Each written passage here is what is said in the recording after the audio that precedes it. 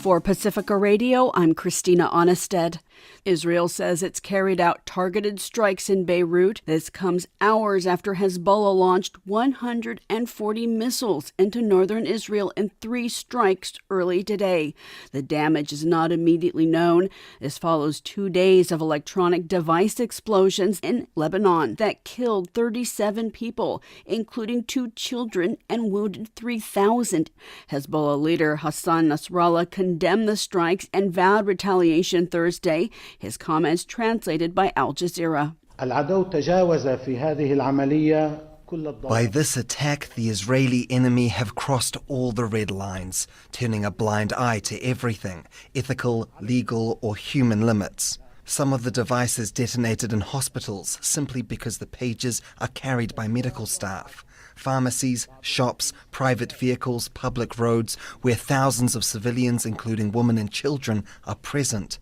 They are willing to target Hezbollah fighters, yet they attacked the civilian population. U.S. Defense Secretary Lloyd Austin spoke with Israeli Defense Minister Yoav Gallant and expressed support for Israel amidst the strikes, according to Sabrina Singh, Deputy Pentagon Press Secretary. She told reporters Thursday the U.S. was not involved in the attacks in Lebanon. The Secretary emphasized the U.S. commitment to deterring regional adversaries, de-escalating tensions across the region, and reaffirmed the priority of reaching a ceasefire deal that will bring home hostages held by Hamas, and an enduring diplomatic resolution to the conflict on the Israel-Lebanon border that will allow civilians on both sides to return home. The U.S. has kept an increased military presence in the Middle East and has about 40,000 forces spread across the region, including at least a dozen warships and 4 Air Force fighter jet squadrons, according to several officials. Meanwhile, the United Nations Special Coordinator for the Middle East peace process, Tor Wennesland, appealed for diplomacy at the UN Security Council. Grave concern over the growing risk of wide-scale regional escalation. The series of explosions across Lebanon and rockets fired towards Israel in recent days adds to the volatility. I call on all sides to refrain from steps that will further exacerbate the situation and take immediate steps to de-escalate.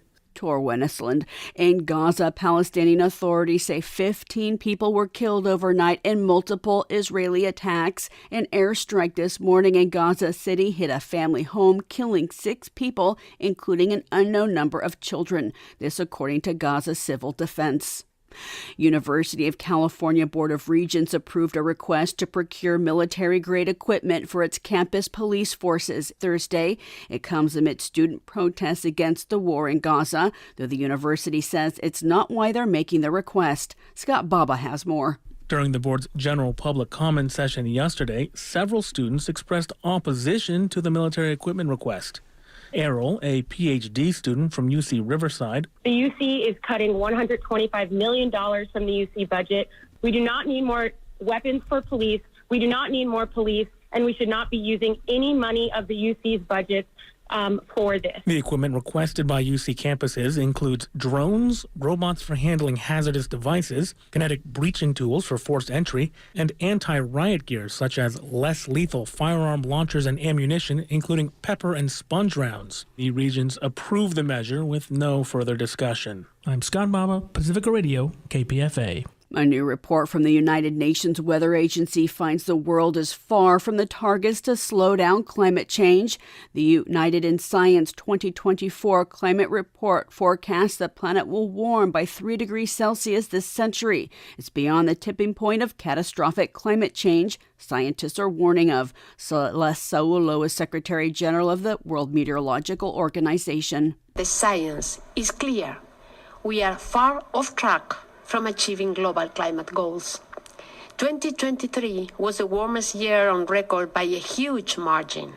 Leading international data sets say that the first 8 months of 2024 are also the warmest on record.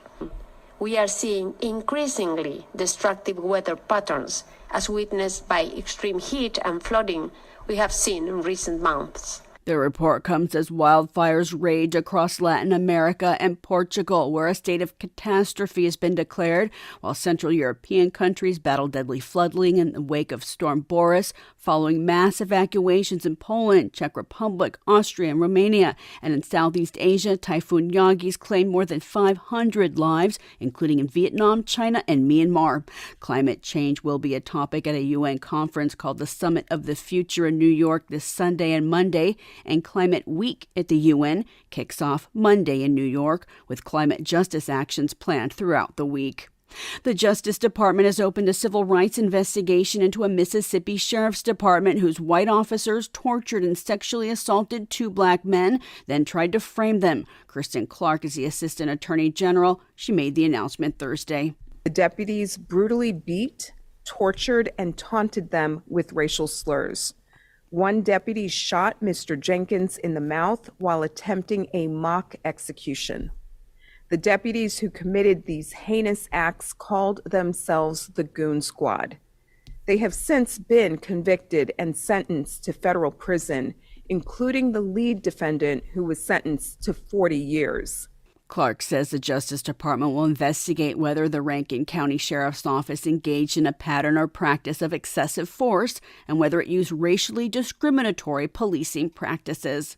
The South Carolina Supreme Court has refused to stop the execution of inmate Freddie Owens, who's set to die today by lethal injection.